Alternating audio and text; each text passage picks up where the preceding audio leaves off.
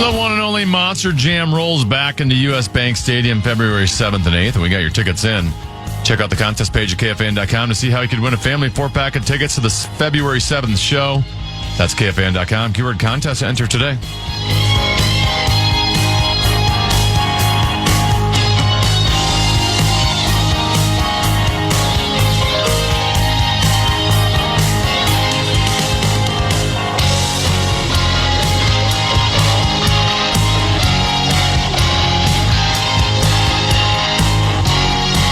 Couple 13-14 past. I'm Common East Tennessee. This has almost got like a Boston feel to it. Not the city, I'm talking about the band. What's the name of this little ditty? This one is called, well, now you know why it's got a Boston feel, because it's called More Than a Squealing. See? That's why I'm co-host of Rock Talk. Wednesday, 1:15. Brian Oak will join us for Rock Talk. And then in the body of Rock Talk, we'll have Rock Rank. Rock rank. Have you come up with your rock? I don't want you to divulge it now, but have you come up with your rock rank topic yet? I have not. I don't think 2 days ahead. Yeah, I just thought maybe it popped into your head when you were running down the road just trying to loosen your load. Because you know what a good idea I've always thought is to give us your 5 favorite songs that have the word moon in the title, or sun in the title, or give me your 5 favorite songs that have the name of an automobile in it. Go, well, Little Red Corvette would be one of mine. You should start doing Rock Rank. Maybe I should start throwing them out. Rock Rank. But that's for another time. That's Wednesday. Right now it's time for 5, 3, 4. Time now for 5 questions. Well, actually 3, but 5 sounds like more than 4. Question number 1. Go Vikings, let's win this game. You'll hear us yell for more. It's now time to take an in-depth look at the state of the school. Viking talk. Yeah, we got to talk about B-Flow because Vikings defensive coordinator Brian Flores, whose contract expired after the season, has rejoined the team on a deal that will pay him via Kevin Seifert of ESPN.com more than $6 million per year. Yowza. Because coaching pay lacks the transparency of player pay, it's impossible to know the certainty how much anyone makes. It was reported that Raiders offensive coordinator Chip Kelly receives $6 million per year, and Eagles defensive coordinator Vic Fangio makes $4.5 million annually. So with Kelly now fired, those numbers would make Flores the highest paid coordinator in the league. Common, is Brian Flores worthy of being the highest paid coordinator in the National Football League? Well, his results speak for themselves. That's hard for me to say. I'm not paying as close attention to defensive coordinators' performances as I once did. But I don't have a problem with it. I mean, he's good at what he does. I think the players seem to like playing for him. And there was no salary cap. That for coaches, that is, I think you can pay him whatever you want. What I wanted to know, is he making more than some head coaches in the league? I don't know. Yeah, that's what I wonder. If is every coach well above the $6 million a year level? I don't know that either. That'd be. I feel like Belichick back in the day was making more than that. Yeah, but what I mean is, what I mean is, like, is Belichick make more than the head coach of the Detroit Lions or something like that? You know what I'm saying? Is he making Flores, more than head coaches? Is Flores? I don't know that, but yeah, I don't have a problem with it. I mean, good for him. He's definitely probably making more than whatever the Pohlads are paying their head coach. Well, there's their manager. There's that. The one thing I was going to say though on Flores making $6 million. Does that still seem like that's underpaid when you think about it? With how much the players are paying, and I get it, Flores isn't out there risking his body and risking his health. But there are plenty of NFL players that are making more than $6 million that are just kind of like also ran players. Well, here's what like Josh Oliver is going to be making like $9-10 million this year. Really? Who has a bigger impact on the Vikings' success this upcoming season, Josh Oliver or Brian Flores? Let me ask you a question. Do you think Josh Oliver is going to start the season making that kind of money, or is he going to have to go and renegotiate? I don't know. I know Hawkinson ain't going to be making that much. I don't think Josh Oliver is either. I will say this, Tennessee. I can't tell you if he's underpaid or overpaid. I do know this for a fact. $6 million ain't going to get him to the grave. It ain't. No. Not a chance. Question number 2. Programming predicament. I just realized I don't have a song to play for How you about here Cheers? Do you have Cheers? Cheers. I'll try to get to that while I'm talking here. Okay. I got to give you a list of shows. We do have a programming predicament tonight. We have 2 teams both playing at 6:30 p.m. That would be the Timberwolves. They're in Memphis to take on the Grizzlies. That's at 6:30 p.m. You can watch it on FanDuel Sports Network Plus or on Peacock. Of course, you can listen to it right on the iHeartRadio app. The Wild also play at 6:30 p.m. They host the Montreal Canadiens. That can be seen on FanDuel Sports Network or heard right here on the Fan. And Common, there's also a third option. You can watch TGL at 6 p.m. as the Atlanta Drive take on the Jupiter Lynx on ESPN. Common, what are you going to do about tonight's programming predicament?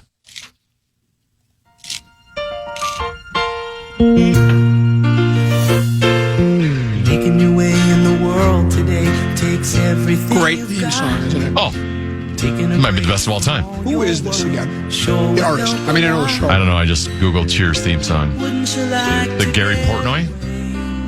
Maybe it is. I want to get to because I want to sing along. This is one of those toe tappers you can sing along to, right? And your little angel hung the cat up by its tail. You ready? And your third fiance didn't show.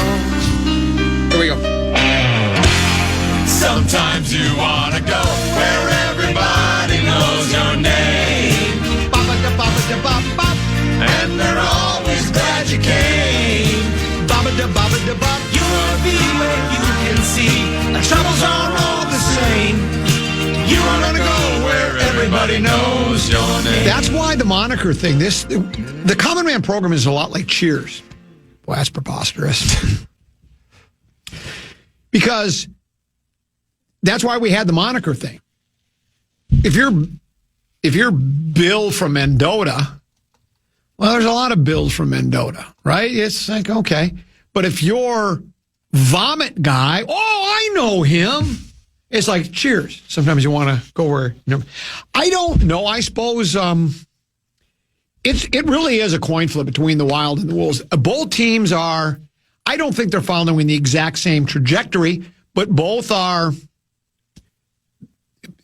The Wild are what, 10, if we were going to do our own power rankings, are they they're a top 10 team in the league for sure, right? Top 5. It could be top 5. I mean, points-wise, I think they're tied for second in the league right now. Wolves, they could be considered, they're in that upper third. They could be considered a top 10 team. I don't know.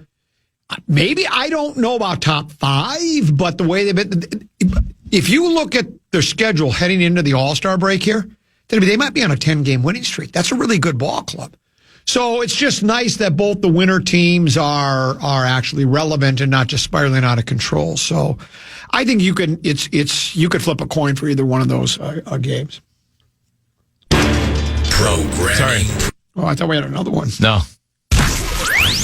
Question number 3. It's time now for the lowdown in Dinkytown. Man, the team started to come down. Caden Mingo hit a layup with 1.4 seconds left remaining as Penn State beat the Gophers men's basketball team 77-75 yesterday, their 7th loss in a row. Meanwhile, the women's team has won 4 straight after pounding Purdue 88-55 yesterday at the Barn.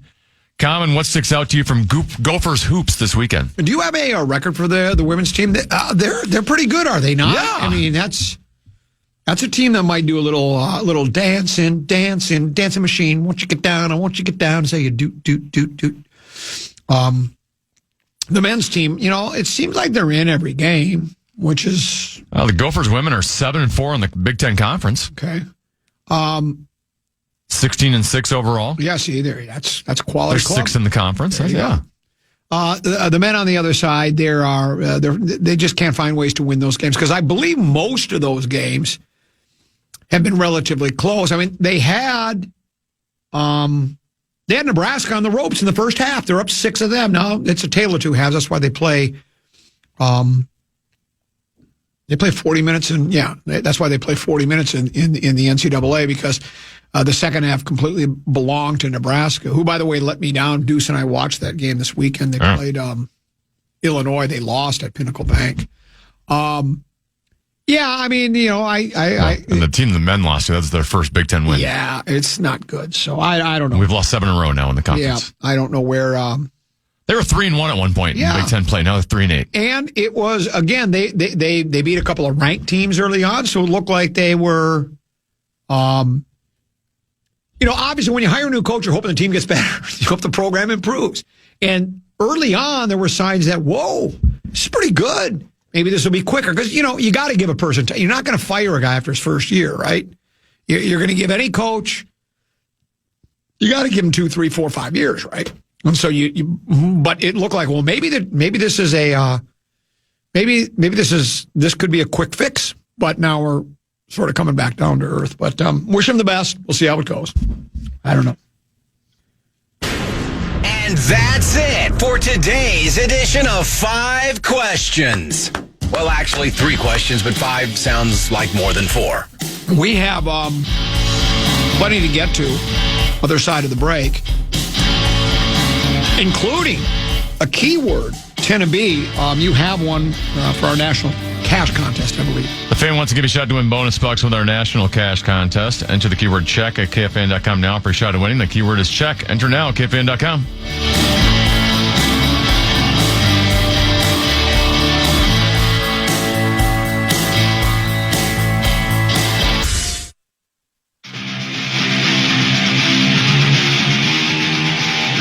Never miss your chance to know what the latest sports news is in town. Chances to win tickets and knowing what is going on with all your favorite KFAN shows. Follow KFAN 1003 on all our social channels like Instagram, TikTok, and X now. Stay connected and follow the sports leader, KFAN. 10 to be, the producer of the Common Man program, interim producer of the Common Man program. Still haven't made a decision if it should be full-time or not. How many years now you've been with me? We're 20. I just don't like to rush into anything. You know that. Bridge producer. And then what was the other one we came up with? Was it like senior? No, it was something like, I remember what it was. Somebody will remind us. Anyway, also a member of the hockey community. Wild. I've been receiving a couple of text messages, courtesy of the Bradshaw and Bryant KFAN text line, about the Wild are recalling goaltender. What's going on there? What's our situation? Jesper Wallstedt apparently is sick. Okay. So, yeah, okay. I had seen the recall Cal Peterson before I'd seen the sick news. And so, yes, I was a little concerned there for a second. But, no, hey, sounds like he's just sick, and it's still possible he might even be. He's not going to start tonight. Gus Bus is going to start. Okay. But it's still possible he even still backs up. But it's just for precautionary reasons if they needed a backup goalie. How's Quinnesota been doing? I think he has like 10 straight games with an assist. Well, I mean, yeah, in the win against Edmonton, they scored 7 goals. 7 different players, is that right? That's what I heard? I think so. 7 different goals. He scored one himself. He has completely changed. It's so crazy because when we were thinking about, hey, what do the Wild need moving forward to help them out? It's offense. And when they go make a big move for a defenseman, you were like, well, we were expecting a top 6 forward to come in here, but he's basically he is a top 6 forward just playing on your blue line. And he plays, 35 to 40% of the game. And he has an impact on everyone. He makes everyone on the ice better. So even if you didn't go out and get a top 6 forward, your other current forwards play better when he's on the ice with them. He's the Deion Sanders of hockey. Sure. He basically plays both sides of the ball. Yeah. Plays offense and defense. Absolutely. Luxury producer was the other one. Luxury producer, there it was. Producer. It was just a luxury to have you, and I really do feel that way.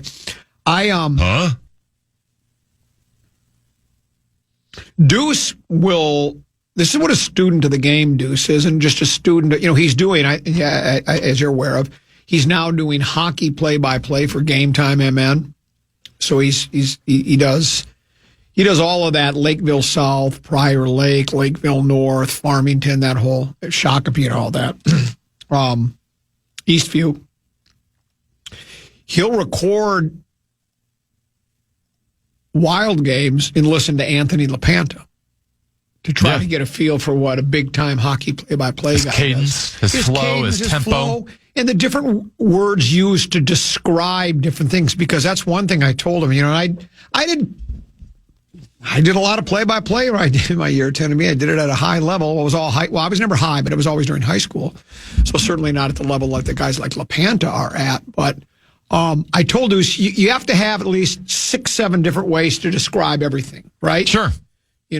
Flips a pass, makes a pass, saucers a pass, zips a pass. Yeah, whatever. You have to have a number of different ways. And so he listens. He was taking notes last night listening to LaPanta. I think that's a good role model. I think Anthony does a really good job. It's so weird to have a Cole that does homework and studies up.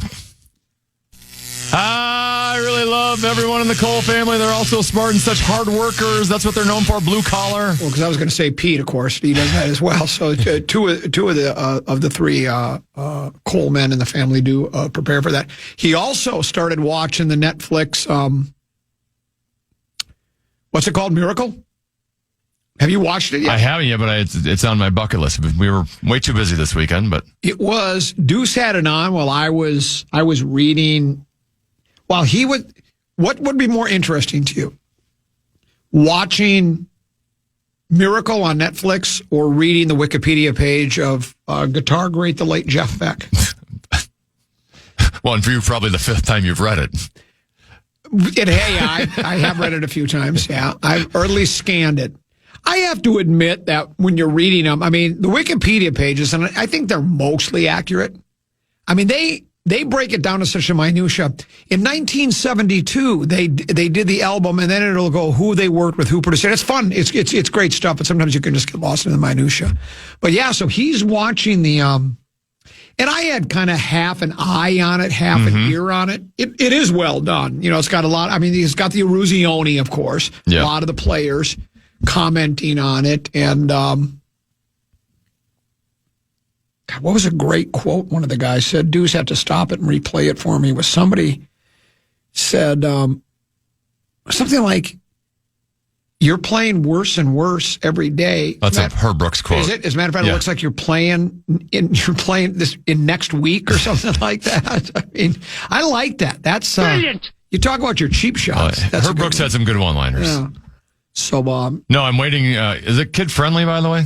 Because I want to watch it with my boys. No, there's some there. Yeah, no, it's just bad words.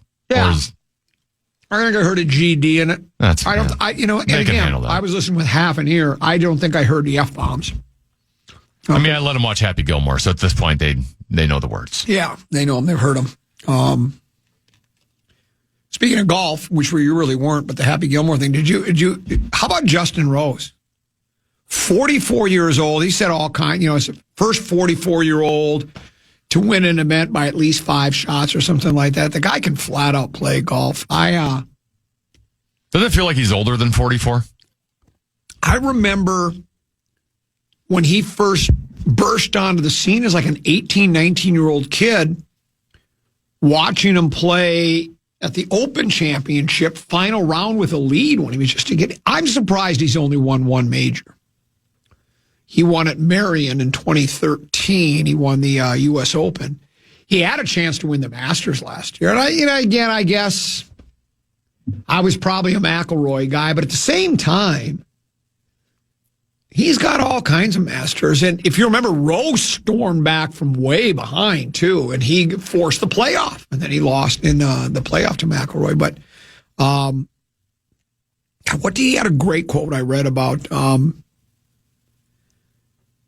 something about the game's so hard if you don't enjoy it. Because people wonder, you've been playing your whole life. You ever get bored? He goes, well, the game's so hard if you don't enjoy it, then you wouldn't play because it's so much work at that level. They have to put in so much work to stay on top of things. That, but yeah, I would think that would have to be like the number one thing to being a good golfer is you have to practice it so much that you have to enjoy the practice part of it. You do. And if you can't enjoy the grinding of practicing, you're never going to be able to flourish at that high of a level as a golfer. Here's the quote. It says, you're playing worse and worse every day, and right now you're playing like the middle of next week. It's just brilliant. I wish I would have thunk of that. That's a really good you're right. You're spot on. And here's the deal. I don't like to talk about myself or use myself as an example or analogy. Do you like practicing? Do you like going to the range and pulling out a bucket of balls and going, all right, let's start with some wedges here and hit a little 3/4 knockdown, punch, cut, fade, draw, and just, go to your 9 iron, then maybe to your 7 and hit. Do you like going to that? I have moments of it, but I don't know if I'd have it consistently. Or even just like the putting and chipping, which is what I need to work the most on. I think that out of all of the elements, I like to practice the least because I have the least fun doing it. I don't like to practice, and it shows. However, I will say this. Last year, I started going with Pete, and I actually the thing is, I don't even know what I'm practicing. You know what I'm saying? You have to go to the range with something other than just hitting balls. That's probably what it is. I don't know what I'm supposed to be doing. I guess I'm just trying to see if I can hit the ball straight. Just like, can I go down there, make a full swing and kind of hit the ball? And then, but then when you get on the course, it completely changes. But nonetheless, what else was I going to say? I had a tease for tomorrow. Not tomorrow, for the next segment. I'll go with this. Controversial Vikings news. Other side of the break here in the Common Man program on the Fan.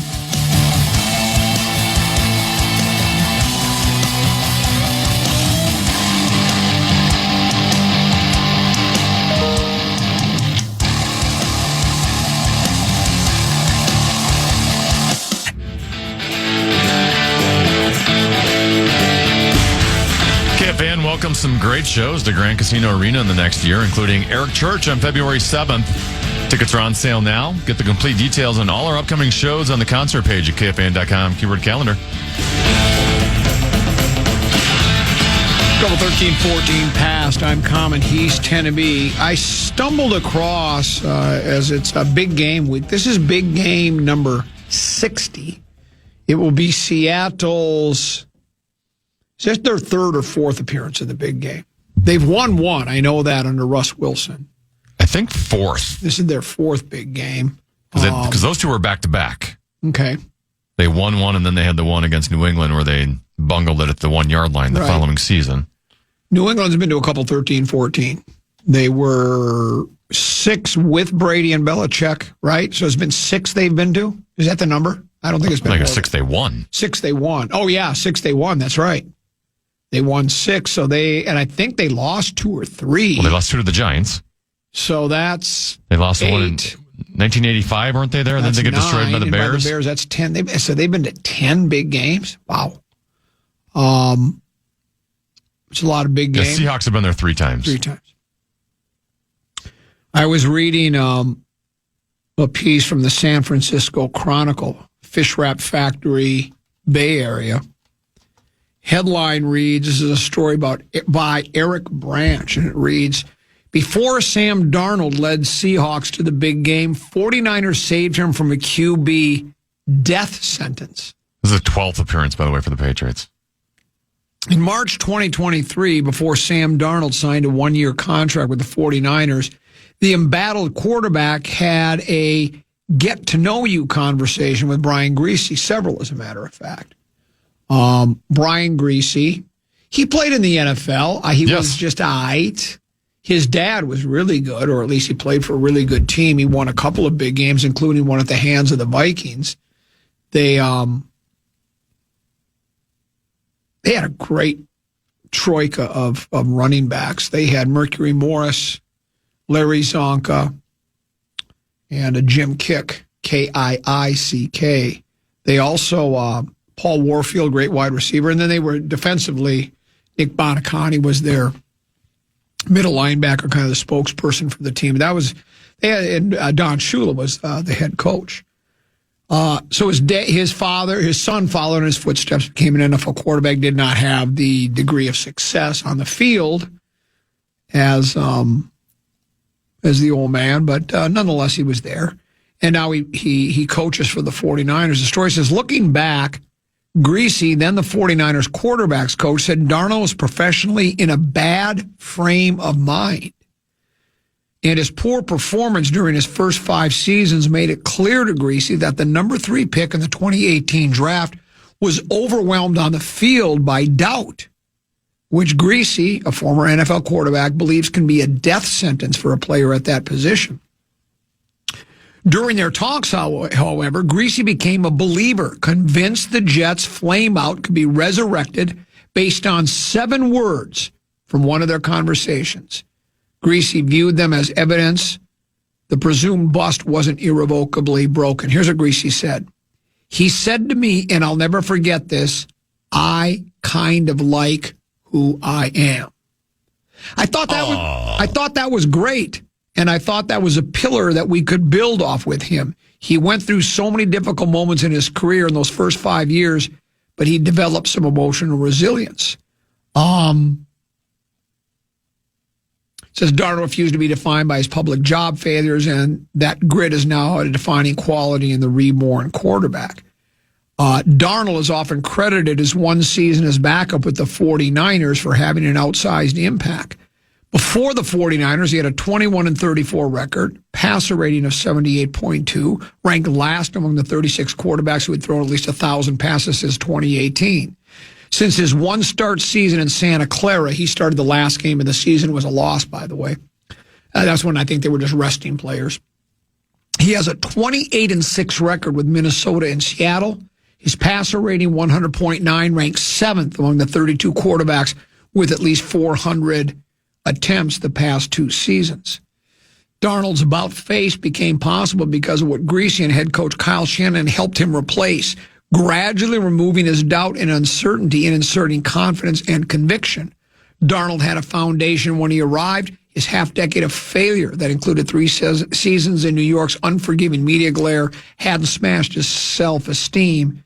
His football mind was a mess. Here's what Greasy said. This is interesting. It says, it's almost like having malware in your quarterback brain that contaminates all your files, right? And it prevents you from accessing what you need from your computer when you need it in the most important moments. And Sam had a lot of that. They quote Steve Young. Now, Steve Young's another quarterback that can relate to Darnold's story. It said before he became an HOFer with the 49ers, Young went 3-16, throwing 11 tutties and 21 ints in his first 2 NFL seasons with the Buccaneers. Here's what he said. Here's the thing you have to know about quarterbacks, and this is true for a lot of positions in the NFL, but nothing more than dramatic than a quarterback. You need tons of help to allow you to show how great you can be. If you do not get that help, you are limited in how great you can be. Doesn't mean you can't be good, but to be great, you need help. And there are not 32 places in the league today that give you that help. In fact, I wouldn't say there are 15.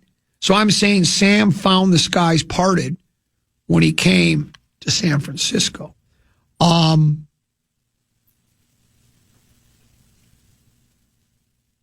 Greasy goes on to say, we go through and we try to take out 1,000 contingencies so that the quarterback brain can operate efficiently. And there's some quotes from another quarterback that he played with at another team, another backup, a guy named Allen. But, it kind of reminds me of, if you remember, the quote that's attached to O'Connell that got a lot of ink and a lot of discussion, and people thought, God, it's deep, was organizations often fail quarterbacks before quarterbacks fail organizations. And it sounds as though that's what Greasy, now is Greasy kind of verbally slapping him and Shanahan on the back a little bit? Maybe so. He didn't show any of that in San Fran because he didn't play. I've read the quotes to you earlier in the year a couple of different times where when they asked Darnold, he basically he gave all the credit to Brock Purdy. Basically, say being in that quarterback room, I saw what you have to do for preparation. That you can't you got to stay level headed. You can't get too high. You can't get too low. Prepping for games, the whole thing. He said that opened his eyes up because if you remember, he was the backup quarterback when they went to the big game. Now they lost. That was the year they beat the Lions when they came back and beat the Lions when the Lions had that 24-7 lead. And then who did San Francisco? Was it New England? Who knows who? I don't know. KC. They lost to KC, and but he said that's where he learned it. But I thought it was interesting what Steve Young said. He said maybe only half the teams in football are a place where you'd want a quarterback to be that have that kind of, maybe you just have the right coaching staff and just the right mentality. And Minnesota, you would think, would be one of those places, right? Because you've got a coach, a young guy that's highly regarded as far as, his understanding of offensive schemes and game plans, right? He calls all the plays. He's from the, who's the guy that coaches the Rams? McVay. He's from the McVay coaching tree. Yeah, he's done a really nice, McVay's done a nice job. He did a nice job working under McVay. And we all saw it. I mean, there are those that will tell me, and maybe statistically they're right, I don't know. The KOC defenders, when we started having a little fun with the quarterback whisperer stuff, were saying that Cousins was on his way to a much better season until he was injured, right? That he was playing better, and that might be true. And let's just say it was. Let's say that that the system and the way they coach their quarterbacks up, O'Connell does a nice job.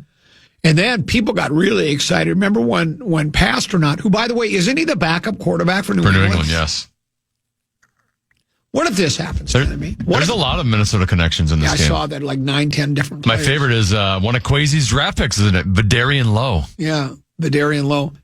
Tell me, what if this happens? Drake May sprains his ankle early in the game. Mayday. And then it's Pasternaut.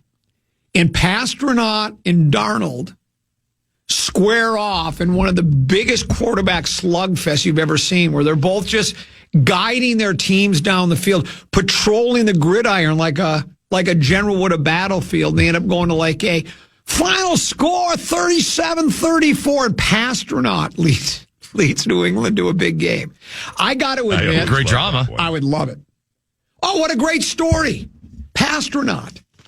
Because if you'll remember, Teneby, after Pasternaut, that game he was brilliant. He had 2 games he was pretty good, right? And the one he was brilliant, didn't he come into the game? He didn't start the game where he was really good, right? Didn't he come in because of an injury to? Yeah, so Jaron Hall was our starter, who was our third string quarterback who was starting that game. And he led us down the field on the first drive, and I think it ended up in a field goal, and he might have got hurt at the end of the drive. Okay. And then, so Pasternaut had to come in, even though we had just put him on the roster like 3 days previously. We just acquired him. And he was brilliant. He literally had KOC talking through his headset the entire time, explaining what he had to do on every play. And then that's when the quarterback whisperer thing became a thing. Yes. Right? It was like, wow, look what he's done with this guy. And, I brought up the interview I saw earlier in the season on Fox, where they have the quarterback sits down with like Aaron Andrews, and they're in the facility. And then they have all the different camera angles, and they're doing the one-on-one. And I don't think it was Aaron Andrews. I think it was a different woman that was interviewing him. It could have been Aaron, but asked him about the quarterback whisperer stuff, and he said, I don't really like that. But I think we do a pretty good job here. So, and everybody thought, we just need to sign the Pasternaut to a $20 million a year contract. We've got our quarterback of the future, because he did look brilliant. I mean, he was throwing passes all over the field. He was running. I mean, he looked like RG3 when RG3 had that nice run for a year or two. He just looked like that guy. Then, of course, we saw what happened after that. It was kind of short-lived. But, By the way, could you start giving me the reputation of talk show host whisperer? From where your ratings were when I had to take over to where they are now? I don't think I can hear you. What did you say? Talk show host whisperer. What did you say? Yeah, if you want, why not? Just throw it out there. Let's go with that's what you are now. You're the talk show host whisperer. Yes. Thank you. Spielman was also a quarterback whisperer. You remember he whispered into the ear of Josh Freeman. One of my favorite bits ever. Do we still have the song? I'll be able to find it, yeah. So I can remember how I think most people remember this. Now it's a long time ago, isn't it? I bet is it going on 10 years ago? Oh, more than that. More than that even? I bet it's 13, 14 years ago. For those that don't know, Josh Freeman, he was released by, I think it was Tampa Bay, Vikings signed him off the streets. Then they had to play him in a game, and he was simply awful, and we never heard from him again. But when he first got to Minnesota, they did the news conference, and I think it was one of those Zoom things. And if you listen really carefully, you can hear Spielman telling Freeman how he should answer the questions. This is so good. I have 3 different ones. Okay. And a couple of them are kind of long, but yeah, so here's number 1. All right, guys, I'm going to turn it over to Josh now. Go ahead. All right, what's up, guys? How are you? Just say you're excited. Doing well. Yeah, I'm pumped up to be a Minnesota Viking. Been a long day of physicals. I got to thank Rick Spielman, Coach Frazier, and my representatives for getting this deal done. And I'm just really excited to have the opportunity to be a part of such a storied franchise.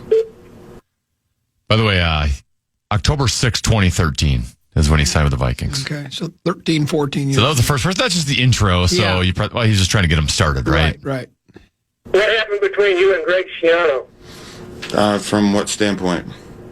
Just from the standpoint that you're here. That you got released by him.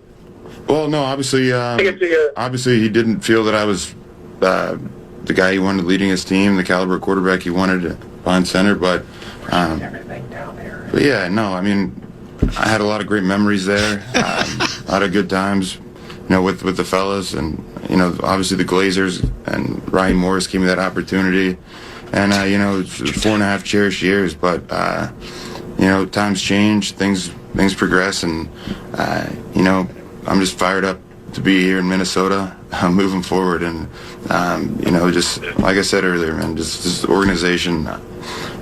Everyone I've talked to just raves about the just quality, and that's something that I'm fired up about. Tell him that. He just was so good. All this time he was GM, he should have been PR. Yeah. It was great at PR. Talk about your quarterback whisper. Do you have one more? Here's the last one. This is the longest one, too, so I'm not sure how much of the whispering is at what point, but... Josh, I think the report was that you only wanted the 1-year deal. Is that true? And if so, what's the thought process behind that, and still wanting to maintain that free agency at the end of this year? Yeah, no, just a business. I didn't really take a whole lot of interest in the actual negotiations. My main focus was where can I go to really better myself the most. What place is going to allow me to just go in and just work. And I wanted number one, I wanted a good environment, and that's something that I know that I get with Minnesota, and that's this stuff that goes on with agent and general manager negotiations.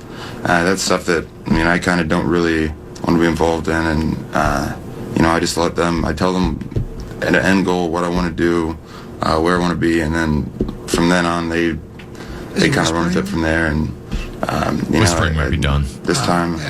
Me and Bale then. Yeah, but you heard him whispering answers to it. It was just so good. Those reporters asked the hard-hitting questions back then. Yeah, they did. And if you'll remember, I was on the side of I thought it was a brilliant signing because the year before he was released, was that like the 5th, 6th week of the season he was out of Tampa Bay? I think it was like early to mid-season. And wasn't Tampa Bay like was that still back in the 16-game schedule? So he was like 10-6 and played really, really well. That was 2010. Yeah. 25 touchdowns, 6 interceptions, and they were 10-6 that year. Okay. How did it just... They started throwing interceptions. It's like, I thought, well, if this guy was able to put those kind of numbers up, if you've got a quarterback whisperer that can get him back on track, I thought it was... And then if you'll remember... He was like McCarthy. He was throwing the ball 30 yards over a guy's head.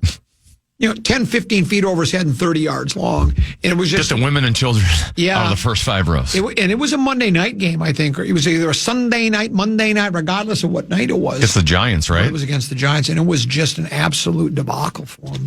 And then I don't think he ever played another game after that. I think that was his final. Looks like he played 1 game for Indianapolis. He did. 2 years later. 2 years later. I wonder if he made enough to get him to the grave, Foo. I don't know what he made, but Yeah, that 10-6 season where he was 25 TDs, 6 interceptions. Yep. This is just second year, so he's like, this is a young emerging quarterback. Exactly. And then And then he couldn't stop throwing the ball to the other team. how the mighty have fallen. This text message says, Dobbs took a bad safety, fumbled twice, threw an interception, not much else. Then he ran for 2 key first downs late and threw 1 tutty. Less than brilliant, but of course the NFL said he was the NFL Offensive Player of the Week. Well, I don't remember the bad, I guess. All I remember is the good. I thought his second performance lacked a little bit. I thought his first was brilliant, but apparently I was wrong. This one says, Pasternak was amazing when he was just winging it. Then he was whispered to, and he was brutal after that. And then this one said, Cousins was the front runner to the MVP prior to tearing his Achilles. For comparison, Lamar won the MVP that season, and it took till week 14 or 15 to finally pass Cousins in passing tutties. Really, I didn't realize Cousins was playing that. He had a good start. Yeah. And if, I guess if Though the team wasn't off to a good start. right, if a coach is going to get the criticism when quarterbacks or teams don't play well, then I guess when they do play well, you have to give them credit. So maybe O'Connell did coach up Cousins and was getting more out of him. I don't know. But I guess the one thing now, Timby, with Kwesi out of the way, and no general manager being hired before the draft or free agency, and I don't think Brzezinski is going to be that involved in that part of it, right? I don't think. He very well could be, but he's going to take over the duties of general manager on an interim basis. I think this draft and this free agency period is all on the head coach now, right? It's the head coach, Flores, and all the other people.